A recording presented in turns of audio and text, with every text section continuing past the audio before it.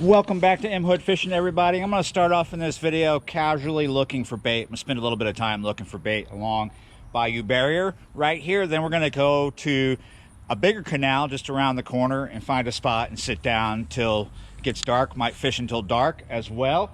So I also have a product from Through Night. Those are the people who make those headlamps I use. I have a product from them to review. Here it is right here. I want to get through this real quick.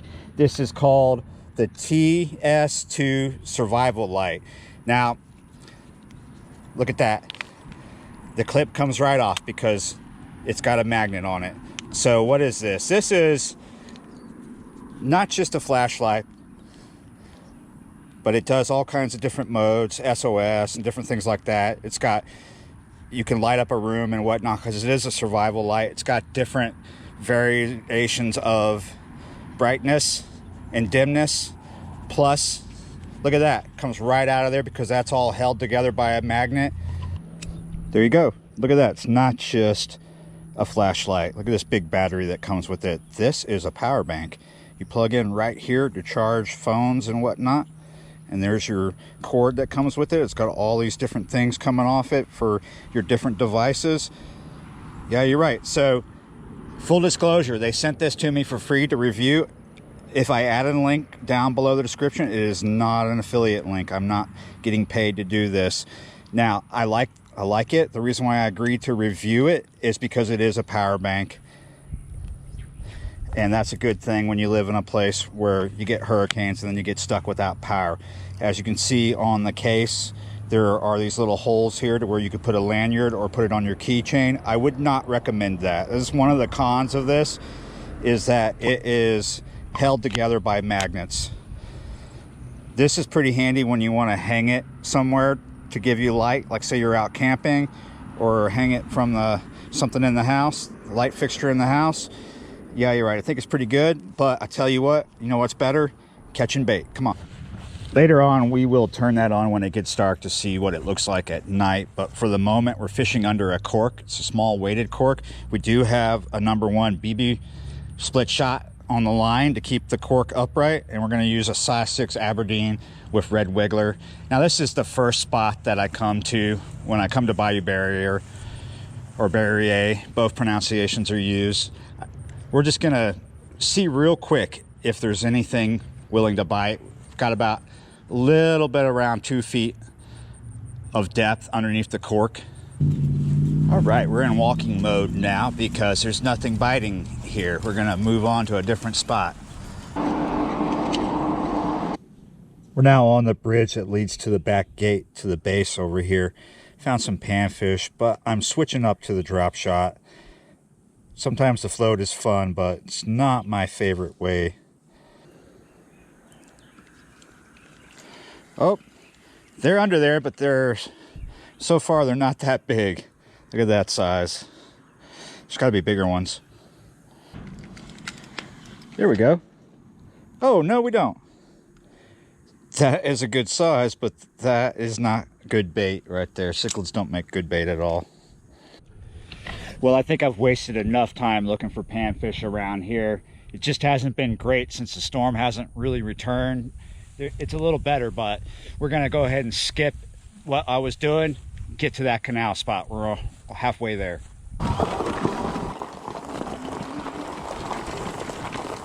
Let's see what's right down in there. So I do have shrimp with me. I just really wanted some cut bait also to fish with tonight and for tomorrow. Doesn't look like it's going to happen over here, but we do have plenty of shrimp, and there is a possibility of getting bait here. This is not a spot where I like to throw the cast net because it'll get snagged here, but I do have the cast net with me. Oh, hey, what do you know? There's some panfish down in there, and that's just big enough for a piece of cut bait. Oh, that's even better. It's a nice little place for these panfish to hide. On this, it's a hole on this side of the bulkhead. There is an opening in the bulkhead right there. I've caught panfish in that little hole before. Got a bit of a deep hook here. There we go, got it. That's a nice little piece of bait. Try this again. There's never a lot of little panfish in this hole. Here's another spot. It's real close by, only a few feet. Could be stuff behind the bulkhead here.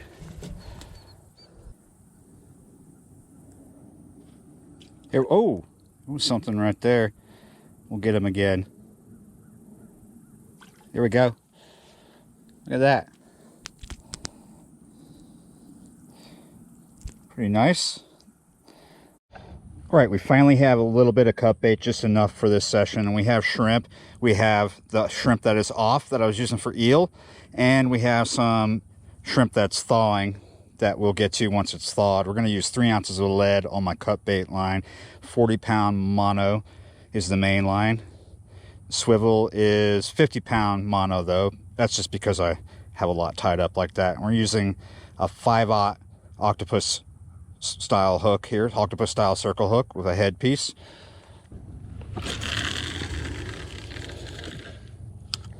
Not too far out right now. I need to change the line on this. I didn't realize till I got out here that I need to put more line on. I use this rod sometimes when I'm fishing baits weightless, and I've gone through quite a bit of line. It's time to put some on, but there's enough to do this session. Whoa, look at that. I had that sitting on the side. Got us a little channel cat right off down in there. Yeah, you're right. This is the same rod I was using in the video before this when I was fishing for eel. I haven't changed the rig. It's the same rig as that one. We're using 1 ounces, of course. Here's our leader. It's 20-pound test. It's a little long. And I believe that's a 2/0 Kale. Now we're going to cut a piece of shrimp. I'm expecting flounder and redfish to be in here because they do show up in this canal this time of year. I'm going to cut a piece off this. Now this is off. I don't mind keeping some shrimp that's kind of off. It usually gets that way. But shrimp that is slightly off or really off isn't always going to be productive for redfish. It can though. I like it for eel. That's why we have the stinky stuff. But once the stuff that doesn't stink is thawed, we'll switch to that. Not too far out this time. Usually I would fish a little further out, but for right now, we're gonna fish closer in. Ooh, getting a bite.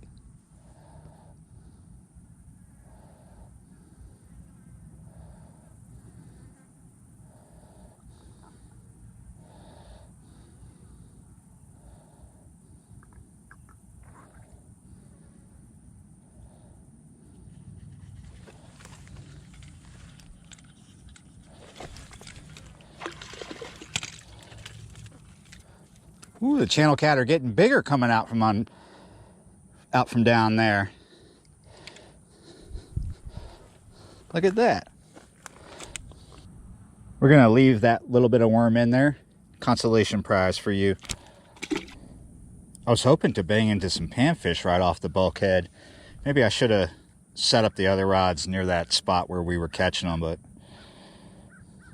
not a lot of panfish in that hole. Oh. Hey, there are some panfish down there. What do you know? Nice. Oh, that is a nice piece of cut bait. It's awesome. There's decent panfish right off the bulkhead. Cool. So I've already got into the fresh shrimp, and I'm getting bites like crazy on the shrimp. But I've also noticed that there's a lot of needlefish feeding right in front of me. See them about maybe 15 to 20 feet out, and I know they're needlefish by the circles that they're swimming in the water, really fast circles, and you can see them when they come to the surface. They're famous bait thieves, but they're also good bait if you can get one on the line.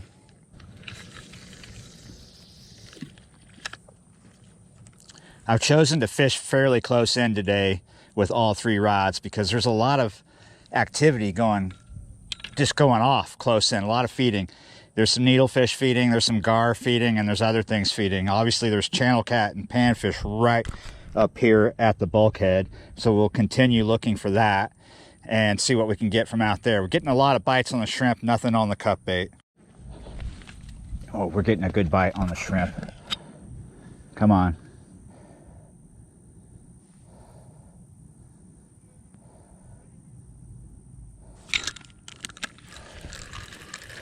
got him. Oh, he's keeping his head down too. Oh, what do we got here?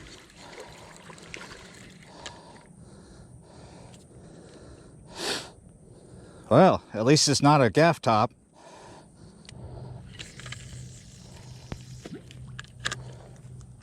Really want to catch one of these needlefish. I've put this bait in the area where they're feeding, but they seem to be feeding on the surface. They'll come get it off the bottom if they really want it.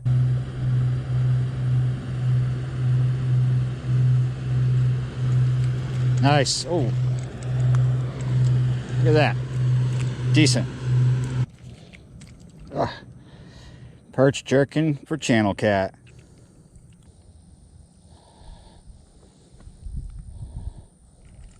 Nice. Ah, yes.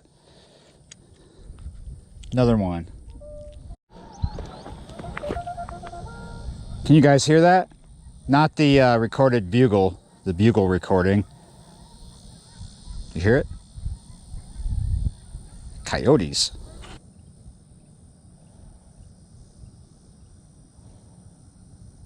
Nice. Ooh. I'm expecting it to change here soon.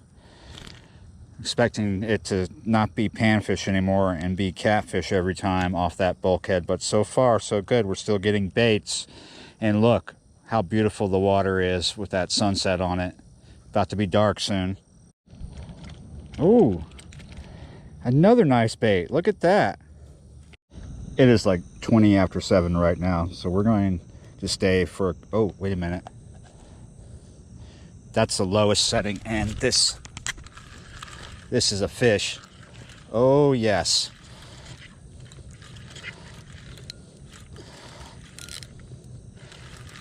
Been getting a lot of bites on the shrimp, but we only had that one channel cat, and now this, whatever this is feeling better than that last fish that was on the shrimp.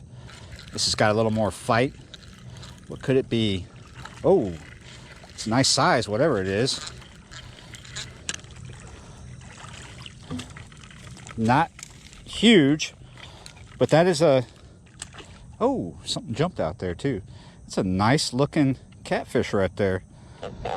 It's a nice blue cat, a few pounds. Open your mouth, buddy. A couple pounds maybe.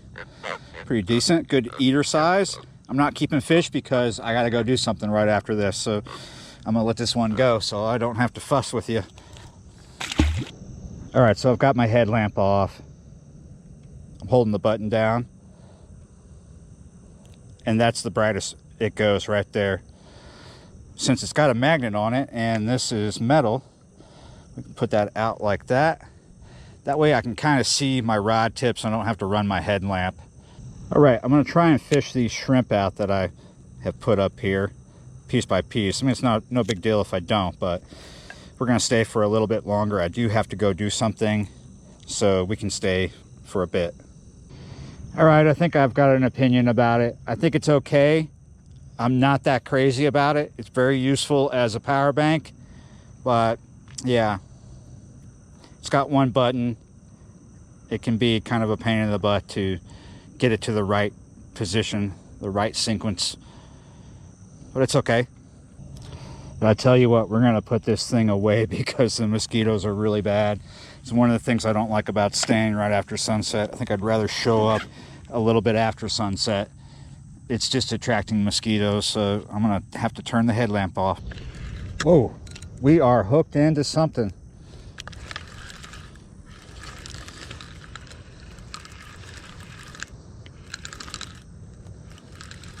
What are we hooked into here?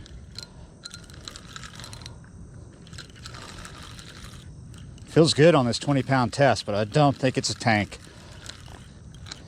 Definitely running pretty good. It's already up here at the bulkhead. Oh, it's a nicer blue cat.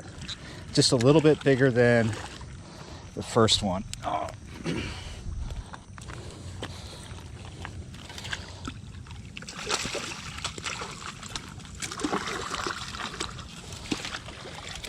Yeah.